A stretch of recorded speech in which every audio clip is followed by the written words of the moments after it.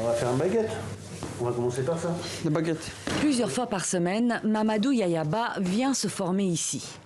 Avant, le jeune apprenti de 20 ans a essayé divers métiers, dont la boucherie. Je me coupais souvent les doigts. Je dis peut-être c'est pas mon métier.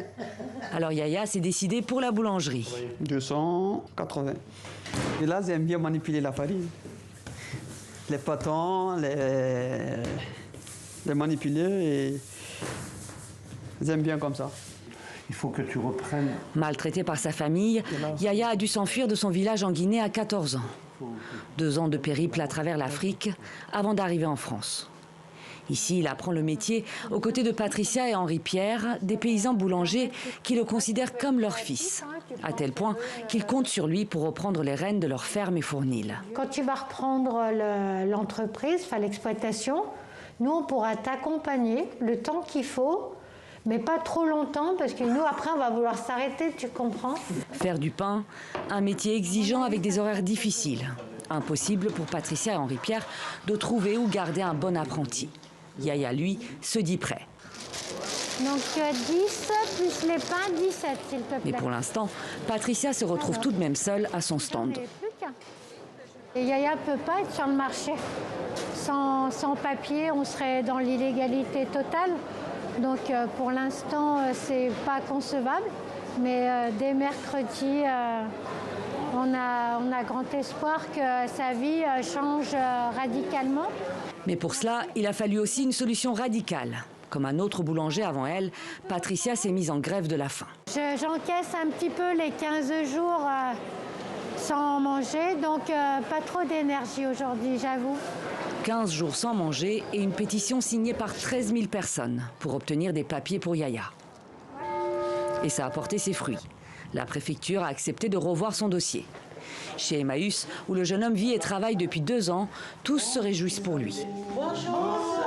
Yaya n'y croit pas encore, mais il sait que son entourage a tout fait, tout donné pour le régulariser. Surtout Patricia. Moi, je ne savais pas qu'elle avait fait grève. Patricia avait fait une grève de la faim.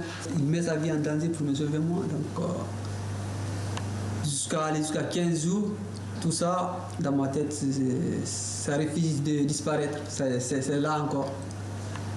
Et ça m'empêchait de... Dès que je prenais un plat pour manger, je pensais, il y a quelqu'un qui ne mange pas pour me sauver, et j'étais rassasié. En attendant ses papiers, Yaya est un compagnon d'Emmaüs. C'est ici qu'il s'est réfugié à sa majorité lorsqu'il a reçu l'ordre de quitter le territoire français. Merci beaucoup. Sur place, il aide et s'occupe des ventes. Et ses moments de repos, il les passe dans la ferme fournile de Patricia et Henri Pierre, à quelques kilomètres de là. Pour la première fois que je suis allé à la ferme des Pétiers, je me sentais comme si j'étais chez moi, parce que là-bas aussi c'était de la campagne. Et j'entendais pas le bruit des voitures, j'entendais rien. Je me suis dit, c'est comme si je suis au village chez moi. Le calme et la campagne. Une ferme et une famille d'adoption.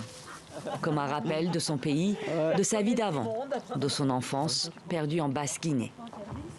Après des années d'errance, le jeune homme ne demande qu'une chose, être dans la légalité et refaire sa vie en travaillant. Et ceux qui disent que nous, les jeunes majeurs, nous sommes là pour travailler à la place de leurs enfants qui sont français ou européens en Europe, moi je dirais que ce n'est pas une bonne chose, parce que la preuve en est là, Patricia, il cherche des apprentis depuis des années, il ne trouve pas. Et la personne qui était venue comme apprenti, il est resté que 2 mois, il ne suivait pas le rythme, il est parti. Les jeunes migrants, ils peuvent le faire sans souci.